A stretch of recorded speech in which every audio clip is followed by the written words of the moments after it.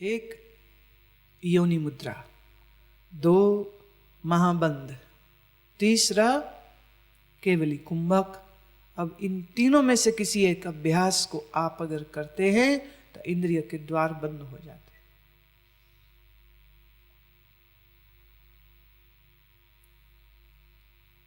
योनि मुद्रा किसको कहते?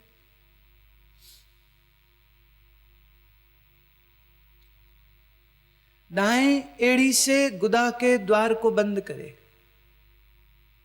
बाईं एड़ी से स्त्रियों का योनि वजाइनल ओपनिंग को द्वार बंद करे और पुरुषों में पेरिनियम पर अपनी बाईं एड़ी को टिकाए। दाईं एड़ी से गुदा, बाईं एड़ी से पेरिनियम, अथवा सिर्फ दाईं एड़ी का उपयोग करके पेरिनियम के स्थान पर आपने पूरा जोर दिया।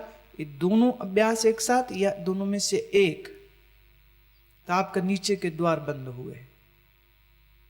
फिर अंगूठे से कान, तर्जनी और मध्यमा से आपने आंख, तीसरी इस अंगुली से आपने नासिका और इस आखिरी जो अंगुली है कनिष्ठिका, इसके द्वारा आपने अपने कान, आंख, नाक और मुख बंद किए। 9 द्वार, 9 के 9 द्वार बंद हो गए। इंद्रियों के द्वारों को रोक कर सर्व द्वाराणि संयम्य, सर्व द्वारों को बंद करे। अब तुम कहोगे नाक भी बंद, मुंह भी बंद, तो सांस का क्या? यही तो प्राणायाम की सिद्धि चाहिए, यही तो प्राणायाम का तुम्हारा अभ्यास काम आएगा। उसका भी क्रम है, उसका भी तरीका है कैसे उसको करना, एक ही दिन में नहीं हो जाता। श्वास भीतर भर के भीतर रोकी तो यह हुआ अंतर कुंभक। श्वास को बाहर पूरा छोड़ दिया और बाहर ही रोक दिया बाह्य कुंभक। तो अंतर या बाह्य कुंभक को करे और फिर इन 9 द्वारों को बंद करके अपनी पूरी धारणा को हृदय में अथवा भ्रू मध्य में स्थापित जब तुम करते हो तो इससे आपके यह प्राण जो है ये सुषुम्ना। अब पहले ईड़ा और पिंगला की भी बैलेंसिंग चाहिए। फिर वही बात आती है, आप इस चीज को छोड़ नहीं सकते। You can not just bypass this, you have to do this.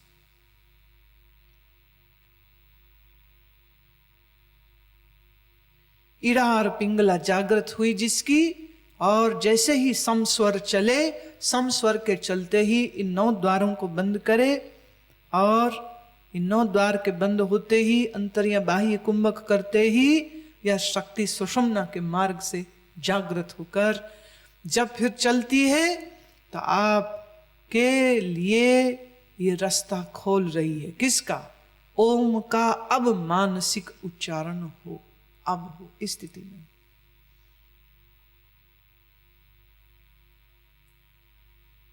जो पुरुष ऐसे एक अक्षर रूप ब्रह्म का उच्चारण करता है, किस स्थिति में? द्वारों को बंद करने के बाद, मन को हृदय स्थान में स्थिर करने के बाद, प्राण को मस्तक में स्थापित कर देने के बाद जब ओम का उच्चारण करता है, और ऐसा ही उच्चारण करता हुआ अंत की घड़ी में शरीर को त्याग कर वह पुरुष परम गति को प्राप्त होता है।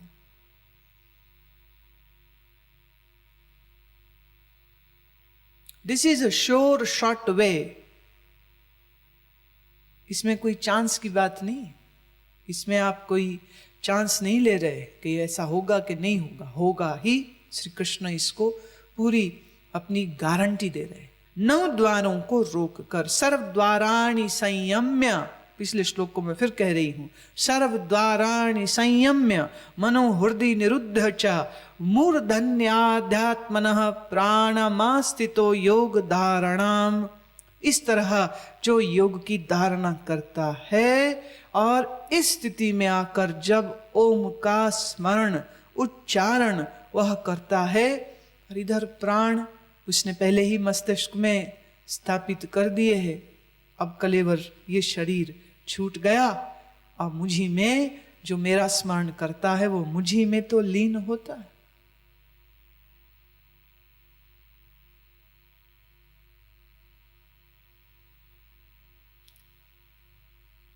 गीता तो चल ही रही है और चलेगी भी अभी। प्रश्न यह है आपका अभ्यास कब चलेगा।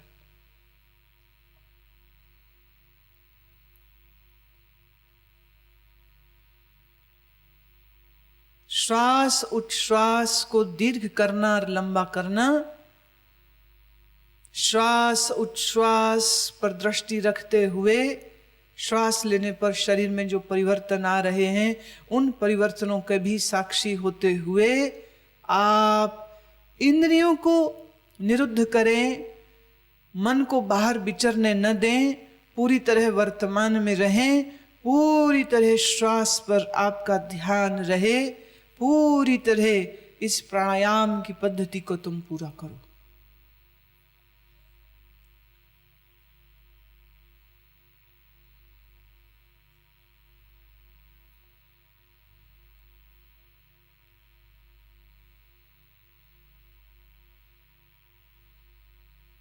हस्त मुद्रा का इस्तेमाल करते हुए पहली ये 2 अंगुलियां मस्तिष्क, अंगूठे से दाईं नासिका को बंद किया और बाईं नास से धीमे धीमे धीमे श्वास को आप भीतर लेते जाते हैं। फेफड़े फूलते हैं, सबसे पहले पेट फूले, फिर सीना, फेफड़े फूल रहे हैं, उसके बाद और भी अभी श्वास जा सकता है। तो आपके ये जो कंधे हैं और इधर से बगलें ये भी फैलते हैं, कंधे थोड़े से ऊंचे उठते हैं, बगलों से सीना थोड़ा और फैलता है। इतना लंबा श्वास अंदर जाना चाहिए, जिसे मैंने यौगिक ब्रीदिंग कहा है। Need to practice that. धीरे धीरे श्वास भरते, पहले पेट, फिर सीना, फिर कंधे और बगलों की इस final expansion of the breath, and then you exhale it out through the right. फिर बाईं नास को आपने बंद किया और दाएं से श्वास को आपने धीरे धीरे धीरे धीरे धीरे धीरे धीरे, याद रहे जितना धीरे धीरे श्वास अंदर गया उतना ही धीरे धीरे धीरे श्वास को बाहर छोड़ना। शुरू करें 20 मिनट के लिए, फिर धीरे धीरे इसका समय रोज 2 मिनट बढ़ाते चले जाएं। कम से कम 1 घंटे रोज होना चाहिए। ये प्रारंभिक अवस्था।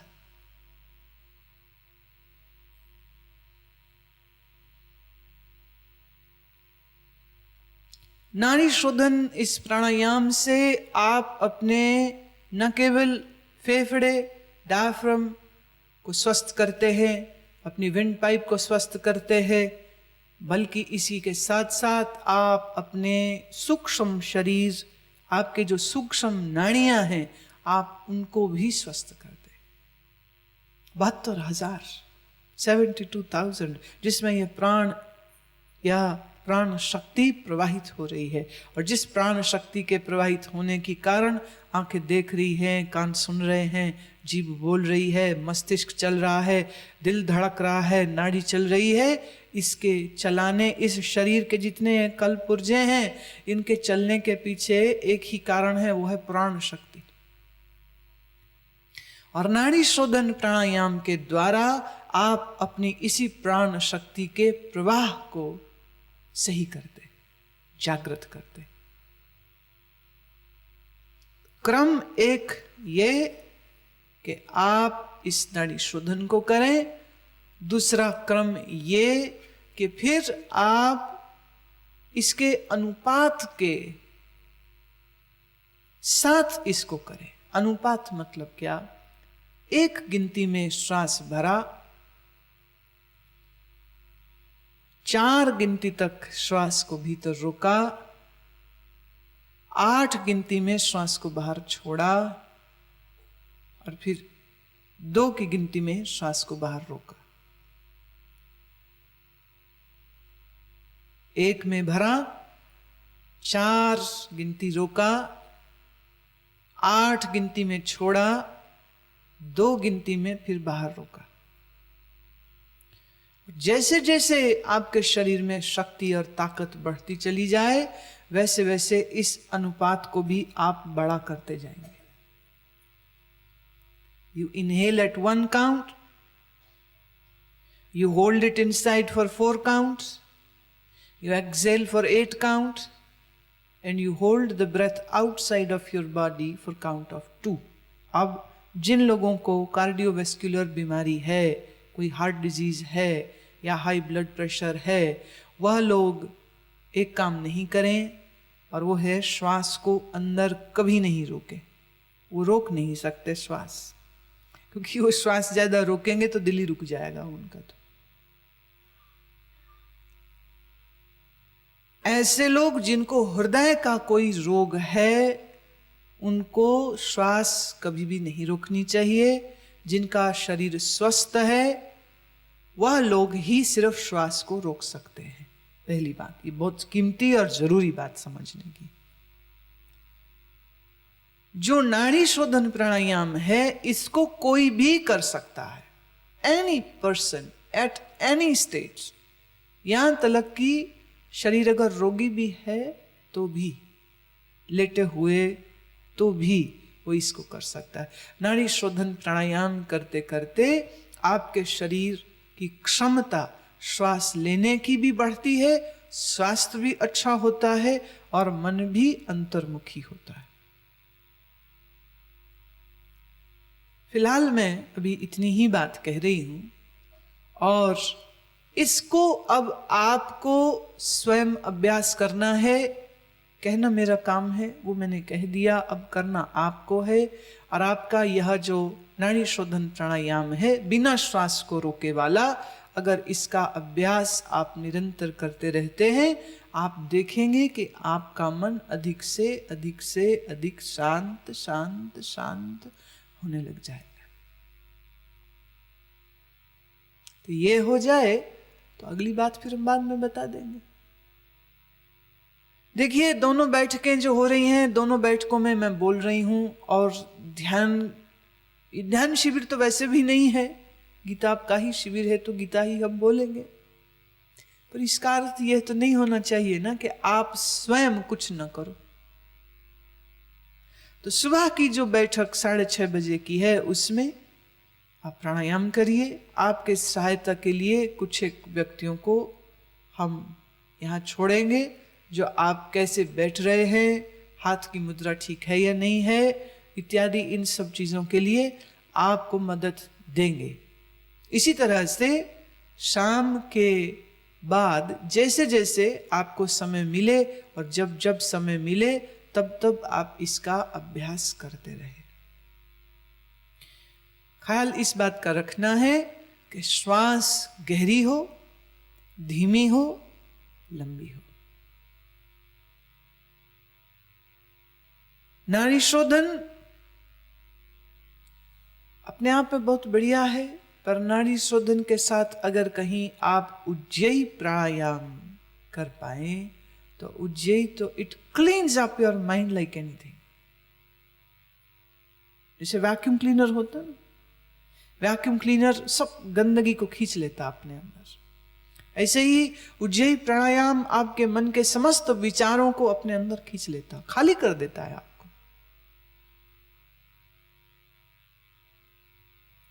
उज्जयी प्राणायाम में एपिग्लॉटिस तो न समझ आएगी, इतना हम कहेंगे इस कंठ प्रदेश को आप थोड़ा सा संकुचित करते, थोड़ा सा टाइट करते, और फिर दोनों नासपुटों से धीरे धीरे श्वास भीतर भरते हैं। तो एक हल्की सी आवाज आती है, जैसे कोई छोटा बच्चा सो रहा हो तो उसका धीमा सा खराटा एक चलता है, धीमा सा बच्चे का हल्का सा खराटा जैसा चलता है, ऐसी ध्वनि तुम्हारे कंठ से होने लगती। जैसे कभी जुकाम हो जावे तो आप खींचते हो नाक खोलने के लिए, तो तुम्हारा गला जो है उसको तुम टाइट करते हो ताकि पूरी हवा जो है वो इन बंद नाक से तुम्हारे अंदर जा सके। तो थोड़ा सा ये भी थोड़ी सी ट्रेनिंग की बात है। जो प्रशिक्षक हैं वो आपको ये सिखा सकते हैं, उनके साथ बैठेंगे तो वो जरूर सिखा देंगे आपको। तो कंठ प्रदेश को जरा सा आपने टाइट किया और श्वास को नासपुटों से भीतर लिया, लंबा और गहरा, और धीरे धीरे फिर उसका एक्सपीरेशन श्वास को फिर बाहर छोड़ दिया। तो यह उज्जयी प्राणायाम भी अपने आप में बहुत अद्भुत है, अद्भुत।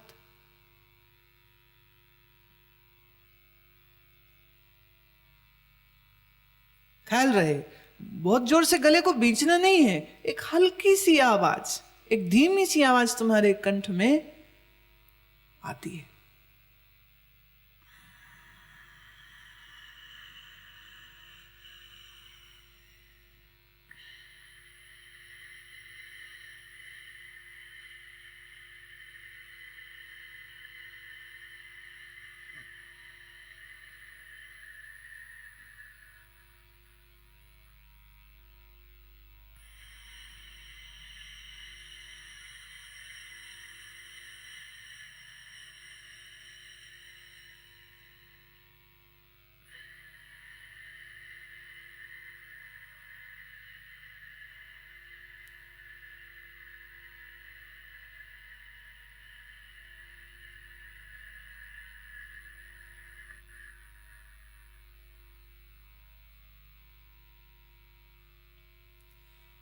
उज्जयी प्राणायाम के करते समय पर आपकी की पूरी चेतना यहाँ भ्रू मध्य में, कंठ में, नेत्रों में समाहित हो जाती है और तुम्हारा मन इधर उधर कहीं जा ही नहीं सकता। No way, it can not go anywhere. तो नाड़ी शोधन और उज्जयी, शुरू में नाड़ी शोधन ही काफी है। नाड़ी शोधन अच्छे से हो जाए तो धीरे धीरे उज्जयी को सीखने में मुश्किल नहीं है, पर शरीर को समझ आने में, अपने इन मांसपेशियों को इस्तेमाल करने का जो हुनर है वो थोड़ा सा सहजता से और धैर्यता से करे तो आ जाता है, कोई मुश्किल नहीं। You be observant of your breath, the mind gets observed automatically. You be watchful of the breath and awakeness comes automatically.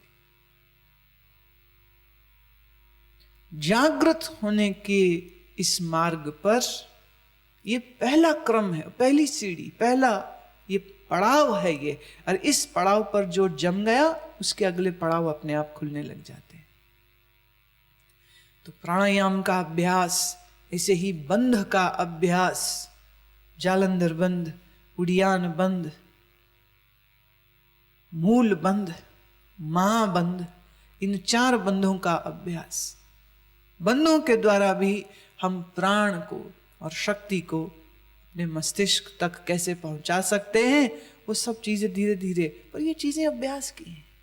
जो करेगा वो फल पाता है, जो नहीं करेगा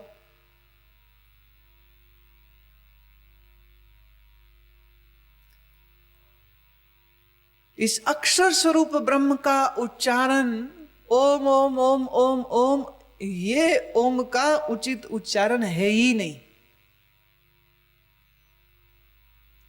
इंद्रिय के द्वार बंद हो, मन का निग्रह हो, प्राण मस्तिष्क में स्थित हो, फिर ओम का उच्चारण।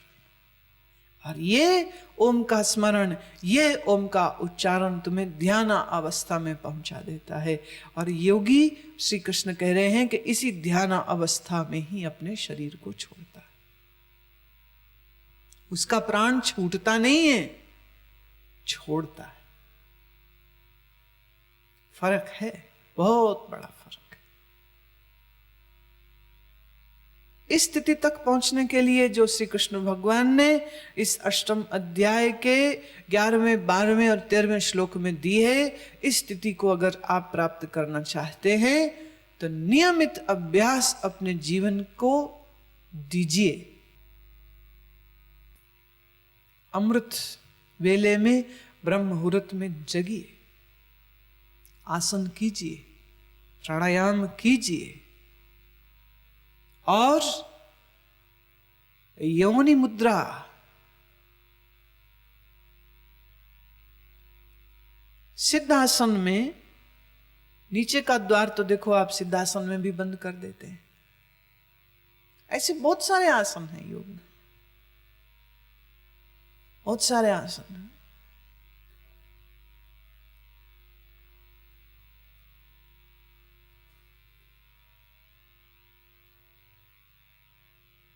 तो कृष्ण कृष्ण जपने से कृष्ण नहीं मिलते, या अभ्यास करो तो कृष्ण मिलते। कृष्ण कृष्ण करने से ये लाभ होता है कि मन का निग्रह होता है, मन टिकता है, मन एकाग्र होता है। और एकाग्र चित्त जो होगा अभ्यास तो वही कर पाएगा, जिसका चित्त शुद्ध होगा अभ्यास तो वही कर पाएगा। तो कृष्ण का प्रेम, कृष्ण के नाम का कीर्तन, कृष्ण के नाम का स्मरण, ये आपको तैयार करता है इन गहरी साधनाओं के लिए।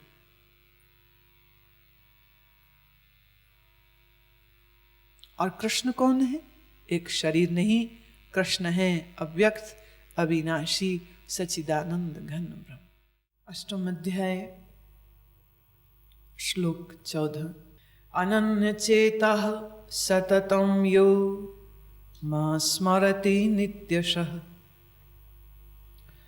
तस्याहं सुलभः पार्थ नित्यायुक्तास्य योगिनः।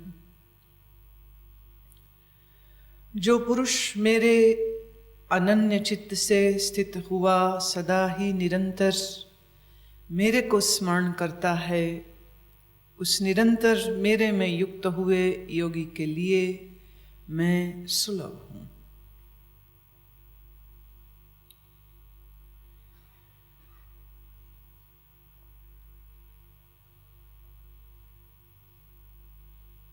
अनन्य चेतः, जिस चिंतन में कोई व्यवधान न आए उसे हम कहते अनन्य। अनन्य मैंने नो ब्रेकेज,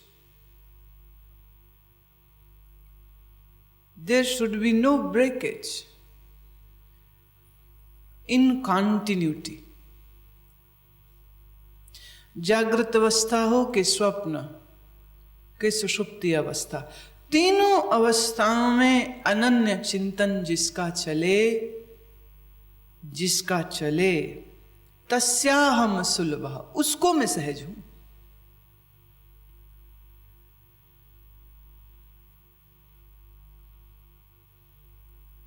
सुबह में बैठ के थोड़े देर स्मरण किया और फिर पूरे दिन भूल गए, और फिर थोड़ा शाम को स्मरण किया फिर भूल गए, फिर थोड़ा नींद में चले गए तो भूल ही गए, फिर सुबह जब जगे तो और 10 काम निपटाने के बाद याद आया कि अभी भजन भी करना है।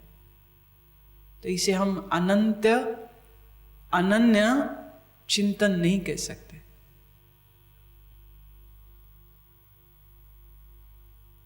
उठते बैठते, जगते सोते निरंतर चिंतन चले तो उसी चिंतन को हम अनन्य चिंतन कह सकते। एक होता है तुम याद करते हो, एक होता है याद रहती है। दोनों में बड़ा फर्क है। एक है आप प्रयत्न करते हो, किसी को याद करना है, कभी लोग भूल जाते हैं, नाम भूल जाता है, अच्छा क्या नाम था उसका, अच्छा क्या नाम था उसका। 4 लोगों से पूछते, वो जो मिले थे पार्टी में, वो जो मिले थे शादी में, वो जिन्होंने अचकन पहनी हुई थी, वो जो लंबे से थे, क्या नाम था उनका। कोशिश कर रहे हैं तो भी याद नहीं आ रहा। फिर यह है कि याद आया पर कभी आया अचानक से याद आ गया। और तुम्हारी जिंदगी में देखा जाए कितने लोग ऐसे हैं जो तुम्हें कभी याद नहीं आते, और कुछ लोग ऐसे हैं जो काफी याद आते हैं, और कुछ लोग हैं वो जिनको कोई याद कराए तो याद आते हैं। स्कूल में जो सहपाठी थे वो सब कहाँ याद आते हैं, पर अचानक से कोई मिले और कहे वो जो तेरी क्लास में पढ़ता था वो अच्छा क्या हुआ, फिर अब सुना तो उसकी याद आई, और कई बार सुन के भी याद नहीं आती। कुछ स्मृतियां ऐसी हैं जो छूटती नहीं, कुछ स्मृतियां ऐसी हैं जो धुंधली रहती हैं, कुछ स्मृतियां ऐसी हैं जो स्पष्ट रहती है, लेकिन कोई भी स्मृति ऐसी नहीं है जो निरंतर चलती रहे। जो मां अपने बच्चे को बहुत प्यार करती है, उसको भी बच्चे का स्मरण हमेशा थोड़ी रहता है, और 10 काम करते हुए मैं भूल जाती। बच्चा स्कूल गया तो अब निश्चिंत है कि अगले 6-7 घंटे अब उसका दिमाग और 10 चीजों में लगेगा। Now she doesn't has to think about her child. बीच में कोई एक छोटा बहुत इंस्टेंट आ गया तो आ गया। तो रिलेटिवली जब बच्चे का आने का वक्त होगा तो बच्चे का ख्याल आना शुरू होगा कि अच्छा भाई उसके आने का टाइम हो रहा है। आ गया, मिल लिए, खाना खिला दिया, उसके बाद माँ अपने कामों में व्यस्त हो जाती है, बच्चे अपने खेल पढ़ाई में व्यस्त हो जाते हैं। That is it. बच्चे को याद माँ की तब आएगी जब खाना चाहिए या पैसे चाहिए या कहीं घूमना है या कोई बात करनी हो। तो आजकल के बच्चों को ऐसे भी जरा कम ही बात करनी होती।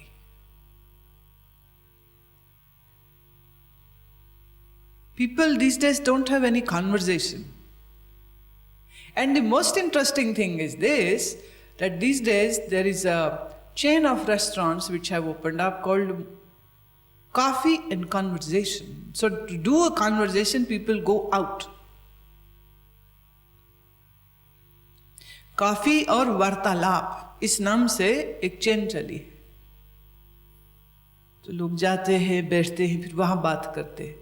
घर में तो बात क्या करें, पत्नी से नाराजगी है, पति से नाराजगी है, बच्चों को नाराजगी है, सास को नाराजगी, मुंह फुलाए सभी बैठे रहते, तो घर में तो एक दूसरे से बातचीत हो नहीं पाती है, और अगर होती भी है तो कंस्ट्रक्टिव नहीं होती है, या आपकी रुचि अनुसार नहीं होती है, कंस्ट्रक्टिव नहीं है, क्रिएटिव नहीं है, या अकॉर्डिंग टू योर लाइकिंग नहीं है। तो to talk people go to cafes.